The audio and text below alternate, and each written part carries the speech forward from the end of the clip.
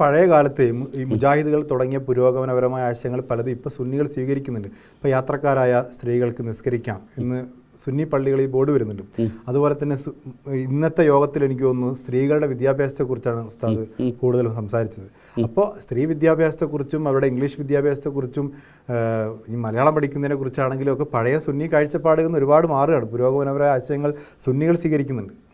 ഒരിക്കലും അവർ തുടങ്ങി ഞങ്ങൾ ചെയ്യുക എന്നുള്ള പതിവ് ഞങ്ങൾക്കില്ല. പക്ഷേ കാലോചിതമായിട്ടുണ്ടാകുന്ന കുറേ പരിഷ്കാരങ്ങൾ അത് ഇങ്ങനെ മാറിക്കൊണ്ടേയിരിക്കുന്നുണ്ട്. മുമ്പ് കടലും പുഴയായിരുന്നു യാത്രയ്ക്ക് ആശ്രയിച്ചിരുന്നത്. അതേ സ്ഥാനത്ത് റോഡുകൾ ആശ്രയിക്കാൻ തുടങ്ങിയപ്പോൾ അടുത്ത കാലത്താണ്. റോഡുകൾ ആശ്രയിക്കാൻ തുടങ്ങിയപ്പോഴാണ് റോഡ് സൈഡുകൾ പള്ളികൾ വരാൻ തുടങ്ങി. അപ്പോൾ ഞങ്ങൾ റോഡ് സൈഡിൽ പള്ളികളൊക്കെ വരാൻ തുടങ്ങിയപ്പോൾ ഉദാഹരണമായിട്ട് ഇപ്പോൾ വീൽ ചെയർ രോഗികൾക്ക് പാസഞ്ചർ ആദ്യമായിട്ട് സൗകര്യം ഏർപ്പെടുത്തിയ ഇവിടെയാണ്. അതുപോലെ തന്നെ ഇവിടെ ധാരാളം സംവിധാനങ്ങൾ സൗകര്യങ്ങൾ ഏർപ്പെടുത്തിക്കൊണ്ടേയിരിക്കുന്നുണ്ട്. അപ്പോൾ അതിൽ ആരെയും ഞങ്ങൾ അനുഗമിക്കുന്നു പിന്തുടരുന്നു എന്നൊന്നും പറയാൻ പറ്റില്ല. കാലോചിതമായി വരുന്നത് മാറ്റം ആദ്യമായിട്ട് പറയട്ടെ. സമസ്ത കേരള ജമിയത്തുൽ ഉലമ 1950 വിദ്യാഭ്യാസ ബോർഡ് തുടങ്ങുന്നത്. അന്ന് അതിൻ്റെ സ്ഥാപക സെക്രട്ടറിയാകുന്ന പറവണ്ണ മുഹിദ്ദീൻ മുസ്ലിയാർ പറവണ്ണയിൽ സ്ഥാപിച്ച മദ്രസൻ്റെ പേര് മദ്രസത്തുൽ ബനാത്ത് എന്ന. ഒന്നാമത്തെ മദ്രസ കോട്ടക്കൽ അബ്ദുൽ ബാരി വാളക്കുളം പുതുപ്പറമ്പ്. രണ്ടാമത്തെ മദ്രസ ഇവിടെ പറവണ്ണയിലാണ്. ആ മദ്രസൻ്റെ പേര് തന്നെ മദ്രസത്തുൽ ബനാത്ത് എന്നാണ്. പെൺകുട്ടികൾക്ക് വേണ്ടിയുള്ള മദ്രസ എന്നാണ്. സത്യത്തിൽ അന്നൊന്നും അവരാരും മദ്രസ പെൺകുട്ടികൾക്ക് വേണ്ടി സംവിധാനം തുടങ്ങി ഞങ്ങൾ ഓർക്കുന്നില്ല. അപ്പോൾ അവരുടേത് ഞങ്ങൾ അനുഗമിക്കുകയല്ല ചെയ്യുന്നത്. ആവശ്യമുള്ളത് ഞങ്ങൾ ചെയ്യുന്നു എന്നതാണ് അതിൻ്റെ അവസ്ഥ. ഈ മാനവികതയുടെ കാഴ്ചപ്പാടിൽ അവർ പുറത്ത് തന്നെയാണ്.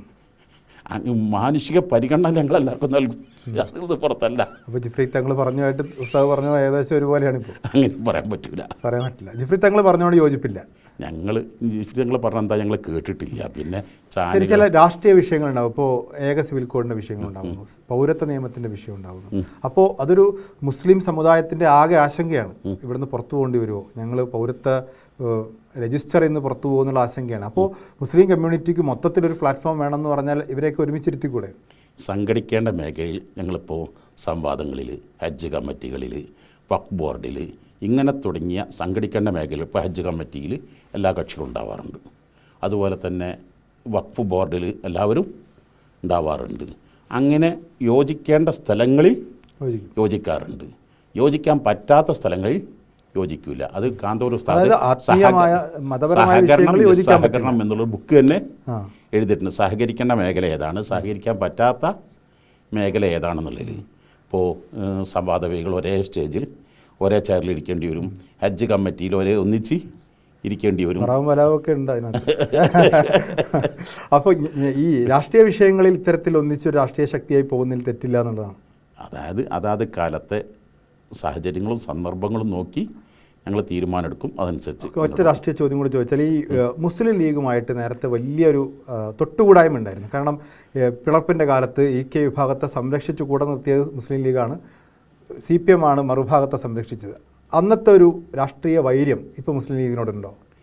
ഞങ്ങൾ ആരോടും പ്രത്യേകം അടുത്തിട്ടുമില്ല, പ്രത്യേകം വെറുത്തിട്ടും ഇല്ല. പക്ഷെ ഞങ്ങളോട് അകന്നവരും അടുത്തവരും ഇങ്ങോട്ട് ഉണ്ടാക്കാം. ഞങ്ങളുടെ നയം അന്നും ഇന്നും മാറ്റിയിട്ട് അവർ നമ്മളോട് അടുക്കാൻ ശ്രമിക്കുന്നുണ്ടോ? ഇപ്പം ഞങ്ങളോട് അടുക്കാൻ എല്ലാവരും ശ്രമിക്കുന്നുണ്ട്.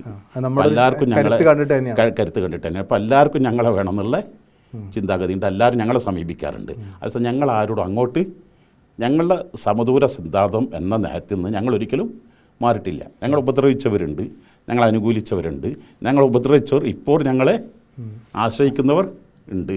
ആശ്രയിക്കാൻ വന്നാൽ തിരിച്ച് ഒരു സഹായം ഉണ്ടാവും. ഞങ്ങളതിൽ ആലോചിക്കുക. അത് രാഷ്ട്രീയ കാര്യങ്ങളാകുമ്പോൾ അതാത് സമയത്ത് ആരാണ് അതിനർഹതപ്പെട്ട രാഷ്ട്രീയ കാര്യങ്ങൾ ആലോചിച്ച് അവർക്ക് ഒരു പിന്തുണ കൊടുക്കുന്നതിൽ ഇപ്പോൾ നയപരമായ പ്രശ്നങ്ങളൊന്നുമില്ല. ആ സമയത്ത് ബോഡി തീരുമാനമെടുക്കും പോലെ ചെയ്യാൻ പറ്റും. ഈ ജമാഅത്തെ ഇസ്ലാമിയോടുള്ള ഒരു വിയോജിപ്പ്, ഇപ്പോൾ ലീഗൊക്കെ ജമാഅത്തെ ഇസ്ലാമിയോടും അടുക്കുന്നുണ്ട്.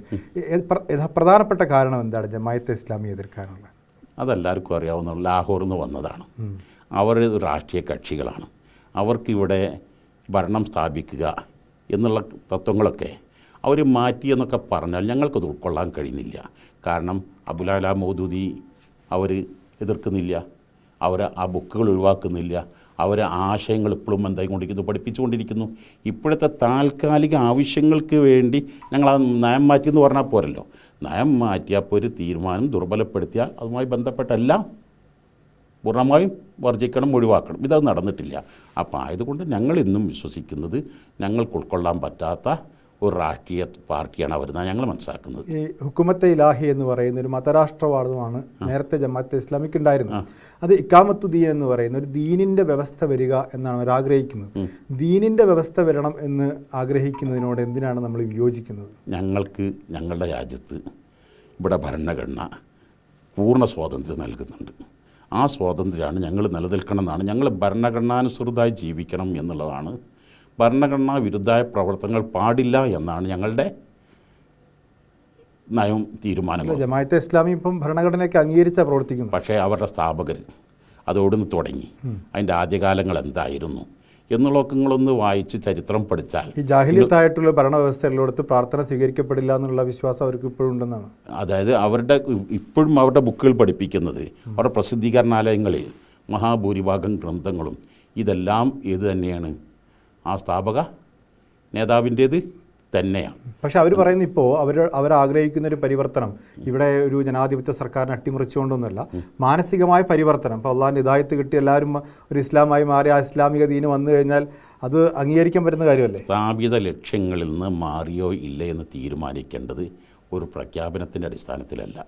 ഇപ്പോൾ ഒരു തീവ്രവാദി സംഘടന ഞങ്ങൾ തീവ്രവാദിയെന്ന് അംഗീകരിച്ചിട്ടില്ല. അവർ പറയും ഞങ്ങൾ ഇവിടുത്തെ രാഷ്ട്രത്തിന് വേണ്ടി മിതവാദികളാന്നേ പറയുള്ളൂ. പക്ഷെ അവരെ പ്രവർത്തനങ്ങൾ നോക്കിയിട്ടാണ് ഭരണകൂടാണത് തീരുമാനിക്കുന്നത്. ഇസ്ലാമി തീവ്രവാദികളാണെന്നോ നിലപാട് ഉറച്ചു നിൽക്കുകയാണ്. ഞങ്ങൾക്ക് ഉൾക്കൊള്ളാൻ പറ്റാത്ത ഒന്നാണ് എന്നുള്ള ഞങ്ങളതിൻ്റെ സ്ഥാപിത ലക്ഷ്യങ്ങളെക്കുറിച്ചും ആ ഗ്രന്ഥങ്ങളെക്കുറിച്ചും അന്നത്തെ ഇതിനൊക്കെ വായിച്ച് പഠിച്ച് ഞങ്ങൾ വിലയിരുത്തിയത്.